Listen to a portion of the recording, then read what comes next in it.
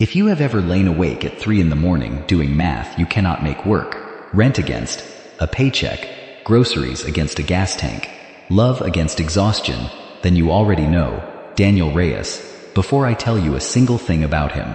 And if what happened to him next sounds impossible, stay with me until the end, because impossible is exactly what it was. Before we go any further, if stories like this move you, hit like right now and subscribe to the channel, because what happened to this single father will make you question everything you think you know about luck, about justice, and about how far a desperate person will go to steal a miracle that was never theirs. Daniel Reyes was 34 years old, and he smelled like the inside of a delivery van, hot, vinyl, cardboard, and the particular metallic tang of 100,000 miles logged on the same battered Ford Transit.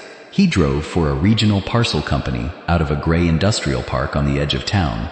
12-hour shifts that started before the sun and ended after his daughter was already in her pajamas. Mia was 7. She had her mother's stubborn cowlick and her father's habit of humming when she concentrated, and she was, as far as Daniel was concerned, the only thing in his life that had ever gone completely right. Her mother, Renata, had left when Mia was 2.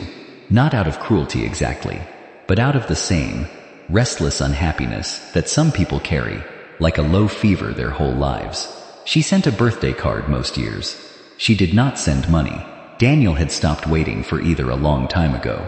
He had built a small, careful life instead, a rented duplex on Larkspur Street with a crack in the bathroom tile shaped like Florida, a second-hand car seat, a budget spreadsheet with more red cells than he liked to admit, and a nightly ritual where he read one chapter of whatever book Mia had picked from the library, doing the voices even when his eyes were burning with tiredness. He was not a man who believed in luck. His own father used to say that luck was just a word poor people used to explain other people's Senbian money.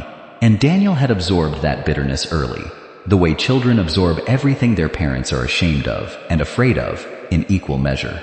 So when he stopped at the Rincon Street gas station on a Tuesday evening to fill the van's tank on the company card and grab a coffee before the last 2 stops of his shift, he did not intend to buy a lottery ticket.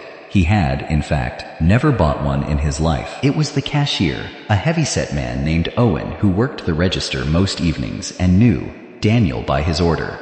Black coffee, a pack of gum, sometimes a scratcher for Mia because she liked the shiny foil, who made the offhand comment that changed everything. "Jackpot's at 412 million tonight," Owen said, sliding Daniel's coffee across the counter. "Biggest one we've had all year. You in?" Daniel almost said no. He had $31 in his checking account until Friday, and a $60 copay for Mia's dentist appointment hanging over his head like a low ceiling. But something, call it exhaustion, call it a flicker of the same stubborn hope that made him read bedtime stories in silly voices after 14-hour days, made him hand over 2 crumpled dollar bills instead of pocketing them.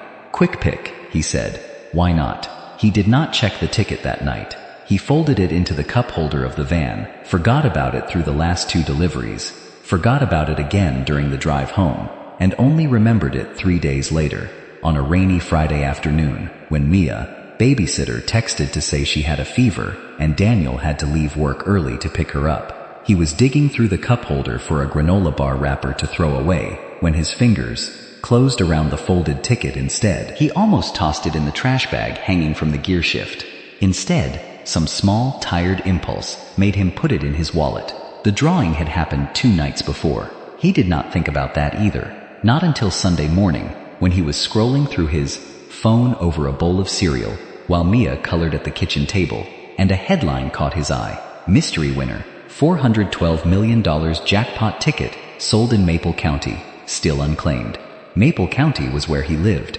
Rincon Street gas station was in Maple County. His stomach did something strange. A slow drop, like the first hill of a roller coaster. And he told himself it was nothing. It was a coincidence. There were a dozen gas stations in Maple County, and thousands of tickets sold every week. He checked anyway. He pulled the crumpled ticket from his wallet, opened the state lottery's number checker website with hands that had started, absurdly, to shake, and typed in 6 digits, one at a time. The first number matched. He told himself it was a coincidence. The second number matched. He told himself the odds were still enormous. that plenty of combinations shared 2 or 3 numbers, that this happened all the time. The third number matched, and the fourth, and by the time he reached the fifth, his vision had gone strange and tunneled, like he was looking at his own kitchen through a long dark hallway. All 6 numbers matched. The Powerball matched. He sat very still for almost a full minute while Mia asked him, twice, why his face looked so funny, and he could not answer her, because he did not have words yet for what his body already understood. His life, the careful, tired, red ink life he had built plank by plank for 7 years, had just been split cleanly into before and after. What followed was 3 days of a strange, disbelieving fog. Daniel did not tell anyone at first, not his sister in another state, not his co-workers, not even Mia, though she sensed something had shifted in the house, the way children always do. He drove to the state lottery office 2 counties over rather than the local claim center, some instinct telling him to be careful, to be quiet, to move slowly through what felt like walking on ice that might not hold his weight. He signed the ticket on the back the moment he decided it was real. A lawyer he found through a hasty internet search had told him that single unglamorous act, ballpoint pen on cardboard, was worth more than any lock on any door. He set up a blind trust, at the lawyer's insistence, so that when the news eventually broke, and it always broke, his name would not be the one printed under the winning numbers. He chose at first to remain anonymous. For 11 days it worked. Daniel kept driving his route, kept reading bedtime chapters in silly voices, kept the secret folded as tightly as the ticket itself had once been folded in his cup holder, because he understood, with the sharp instinct of a man who had spent his whole life being cautious with what little he had, that money this size did not just change a bank balance. It changed how people saw you, and worse, it changed how people who had never once thought about you before suddenly began to. The story broke on a local news website on a Thursday morning. Not Daniel's name, not yet, but the claim itself, the $412 million Maple County jackpot ticket had finally been claimed, verified, and processed by the State Lottery Commission, purchased at the Rincon Street gas station. The winner represented by legal counsel and a trust rather than an individual name. It should have ended there, a clean, quiet victory for a man who had done everything by the book. Instead, 4 days after that story ran, a second claim arrived at the state lottery office. A woman named Carla Voss, 39 years old, presenting a ticket with the same 6 winning numbers and the same Powerball, purchased, she said, at the very same Rincon Street gas station, on the very same night. The Lottery Commission, bound by procedure rather than instinct, was forced to freeze the entire payout pending investigation. Daniel's careful, quiet victory became, overnight, a public dispute. And because disputes, over $400 million, are irresistible to any newsroom in the country, his name did not stay hidden for long. Within a week, reporters had connected the trust to Daniel Reyes, delivery driver, single father, resident of Larkspur Street, and the life he had built so carefully in the shadows was suddenly lit up by camera flashes and comment sections full of strangers who had opinions about a man they had never met. Carla Voss's claim was, on its surface, disturbingly plausible. She produced a ticket, physically real, printed on lottery stock, bearing the correct numbers, and a receipt, she said, was from the Rincon Street station, time-stamped the same evening Daniel had bought his coffee and his impulsive $2 quick pick. She gave interviews, tearful and controlled in equal measure, describing herself as a hard-working woman, a hospice nurse who had bought the ticket on her way home from a brutal double shift and tucked it into a coat pocket, only to have that coat stolen from her car weeks later. Stolen, she implied, without quite accusing anyone by name, by someone who understood exactly what they were holding. Daniel watched her first television interview from his living room, with Mia asleep upstairs, and he felt something colder than fear settle into his chest. Not just the terror of losing money. He had already, in 11 quiet days, begun timidly imagining a future built on, but the deeper, more personal violation of being called a liar and a thief in his own community, on his own street, in front of his own daughter's school friends' parents. Mia came home from 2nd grade 3 days later, saying a boy named Tyler had told her that her daddy was going to jail. Daniel had to leave the parent pickup line and sit in his van for 10 minutes before he trusted himself to drive. In those early weeks of public scrutiny, Daniel discovered a particular kind of loneliness that no amount of money could immediately fix. Friends he had known since high school began sending messages that started warm and ended, almost every time, with a request, a loan, a business idea, a favor that somehow always required a wire transfer.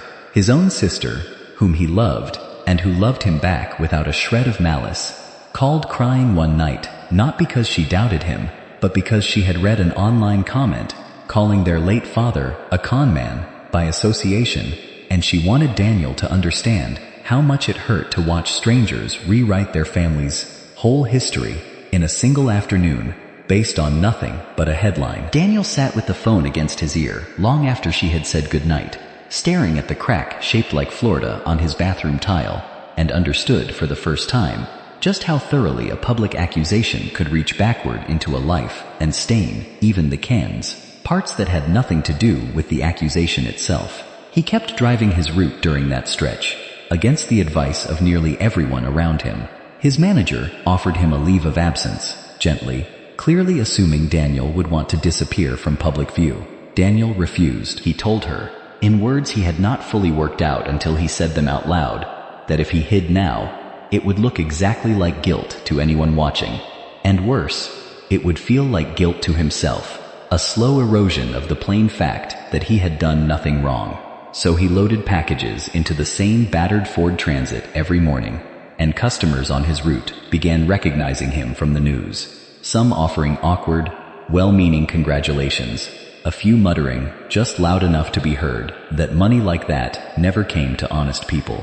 He absorbed all of it, the way he had always absorbed hard things, quietly, at the wheel of a delivery van, with nobody but cardboard boxes to witness how tired his eyes got by the end of each shift. The investigation stretched into weeks. Lottery security investigators, quiet, methodical people who had seen every version of this dispute before, because in a business built on random chance, disputes over enormous prizes are almost a genre unto themselves, pulled the surveillance footage from the Rincon Street station going back 60 days. They interviewed Owen, the cashier, who remembered Daniel clearly and specifically, remembered the exact exchange about the $412 million jackpot, remembered Daniel handing over 2 crumpled bills for a quick pick he had never in his life asked for before. Owen had no memory of Carla Voss at all, and store records, when finally pulled in full, told an even more damning story.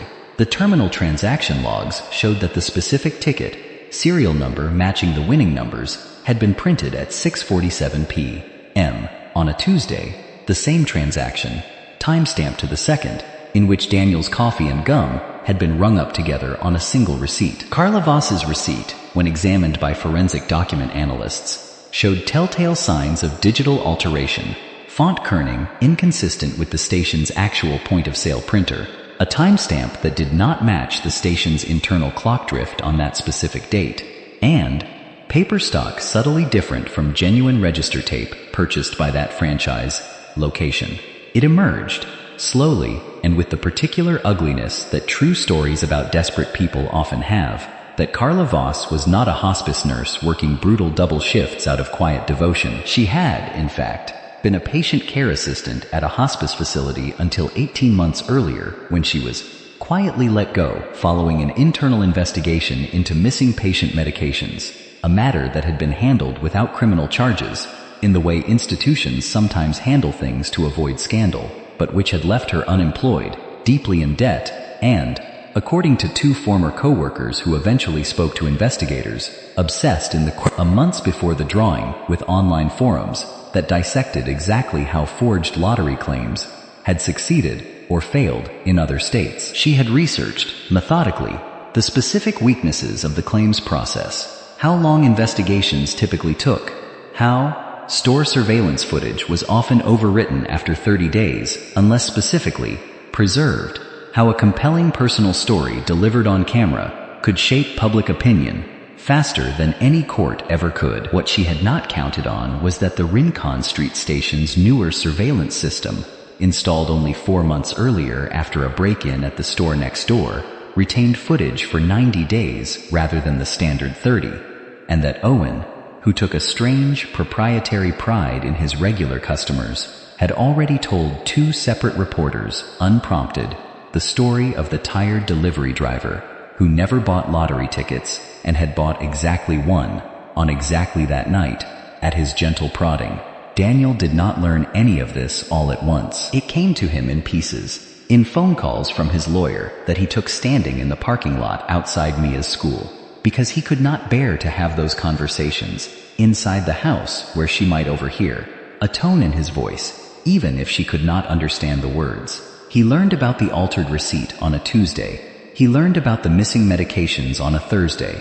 He learned, on a gray Friday morning, nearly 7 weeks after he had first typed 6 trembling digits into a lottery website, that the state's fraud division had enough evidence to refer Carla Voss's claim for criminal prosecution, and that his own claim, verified, corroborated, and now entirely uncontested, would be released in full within 10 business days. He did not feel triumphant. That surprised him more than almost anything else that had happened. He had expected, if this moment ever came, to feel vindicated, maybe even a little vengeful.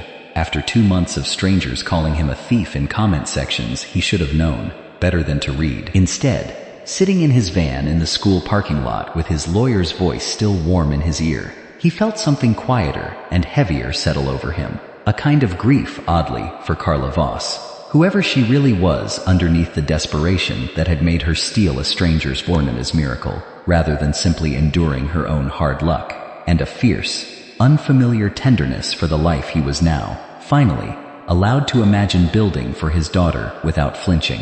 The money came, $412 million, reduced by the lump sum discount and by taxes, to a number that was still, by any honest measure, larger than Daniel had ever imagined touching in his lifetime.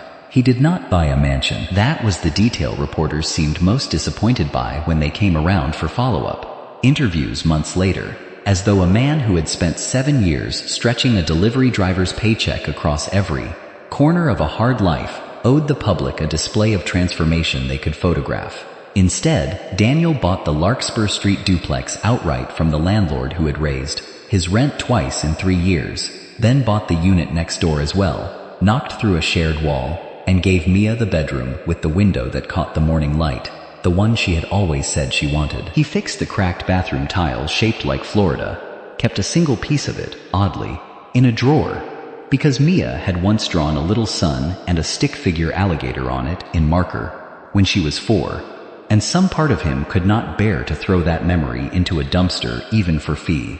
$400 million. He set up a trust for Mia's education that would carry her, comfortably, through any school she ever wanted to attend, with enough left over that she would never have to choose a career based on which paycheck came fastest. He quit the delivery job, but not immediately, and not all at once.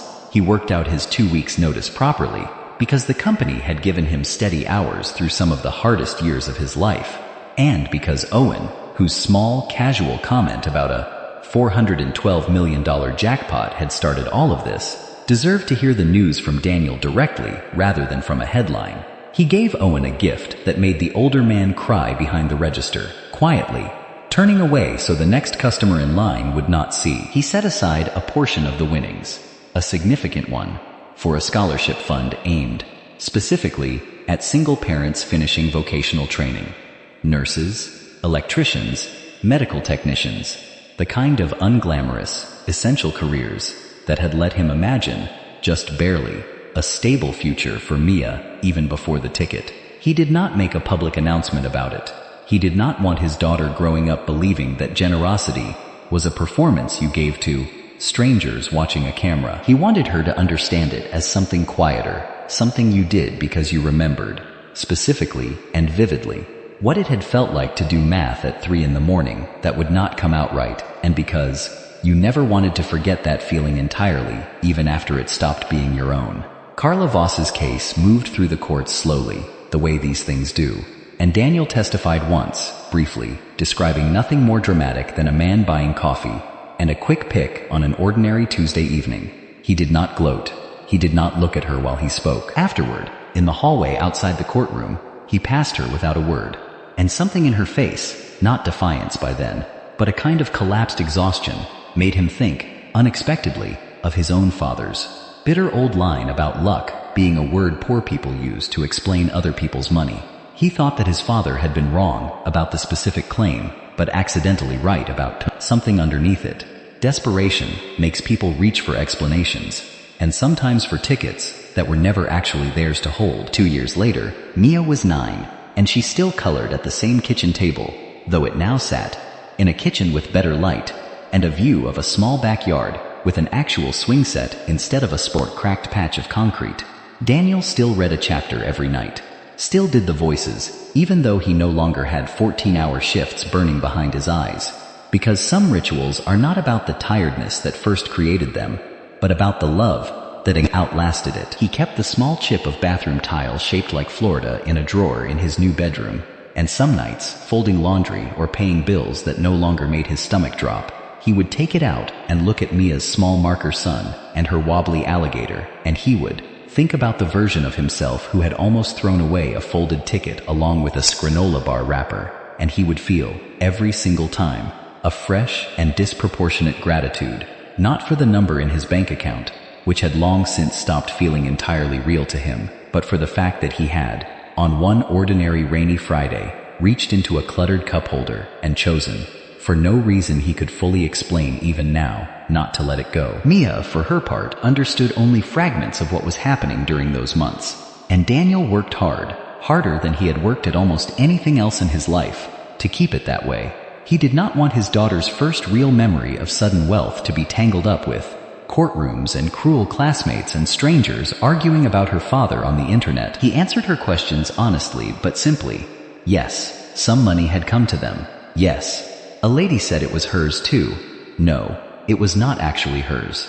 Yes, everything was going to be fine, and he made a point, even on the hardest days, of keeping their nightly reading ritual exactly the same, because he understood that consistency, not comfort, was the thing that actually reassured a 7-year-old. When Tyler from school told her that her daddy was going to jail, Daniel did not storm into the school demanding an apology from a second grader who had obviously only repeated something he'd heard an adult say at his own kitchen table. Instead, he sat with Mia on the porch steps that evening and told her, plainly, that sometimes people say cruel things because they are scared or confused, and that the best answer to a cruel thing said out of fear was neither anger nor silence, but patience and the plain truth, repeated as many times as it took. It was, he realized later, exactly the same approach his lawyer was taking in the courtroom, and exactly the approach that eventually worked. By the time Carla Voss's case reached its final hearing, the story had shifted enough in public understanding that Daniel no longer flinched walking into grocery stores. The forensic evidence, the mismatched font kerning, the impossible timestamp, the paper, stock traced back to a completely different printer than the one bolted to the counter at Rincon Street, had been reported widely enough that most of the strangers who once doubted him now simply nodded when they recognized his face, sometimes even apologizing unprompted for comments they vaguely remembered leaving months earlier. Daniel accepted these apologies the way he accepted most things by then, quietly and without much need to extract anything further from them. He had learned, across those difficult months, that vindication rarely arrives as a single triumphant moment. More often, it arrives in a slow accumulation of small, unremarkable proofs, a surveillance timestamp, a cashier's memory, a forensic analyst's report, until one day, the doubt simply isn't there anymore, the way a bruise fades, without you ever quite noticing the exact hour it stopped hurting. If there is a lesson buried in Daniel Reyes's story, and I think there is, even though he would probably tell you himself that he is uncomfortable being anyone's nice lesson, it might be this, that the world does contain, occasionally, genuine and undeserved miracles, but it also, reliably, contains people desperate or hollow enough to try to take those miracles from the person they actually belong to, and the only real defense any of us has against that particular cruelty is the plain, unglamorous truth, preserved carefully enough and long enough to outlast the lie built to bury it. Owen's 90-day surveillance footage was not fate. It was a landlord's decision after an unrelated break-in, an accident of timing that happened to fall on the side of honesty. But Daniel's patience, his instinct to sign that ticket immediately, to hire a lawyer before he told a single friend, to move carefully rather than triumphantly through the strangest weeks of his life, that part was not an accident at all. That part was the same quiet, careful discipline that had let him build a good life for his daughter out of very little money for 7 straight years, and it turned out, in the end, to be worth just as much as the winning numbers themselves. He still does not entirely believe in luck, not the way Owen meant it that Tuesday evening, tossing off an offhand comment about a $412 million jackpot the way you'd mention the weather. But he believes, now, in something adjacent to it, in the strange mathematics of small kindnesses and small risks, compounding quietly over years, until, every once in a great while, they add up to something nobody, including the person living it, could have possibly predicted. And every night, when he climbs the stairs to read one more chapter to a 9-year-old girl who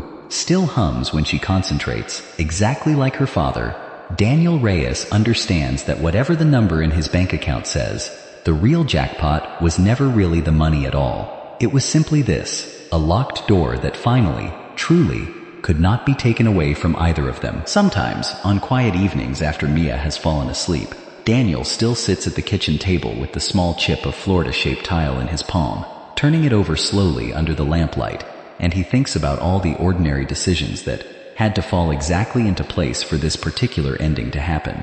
A rainy Friday's forgotten granola bar, a landlord's unrelated security upgrade, a single unsigned line on the back of a ticket he almost threw away. None of it, taken alone, looks like destiny. Taken together, it looks like something quieter and more durable than luck. The simple, stubborn refusal of one tired father to stop showing up every single night for the one thing in his life that had never once needed defending.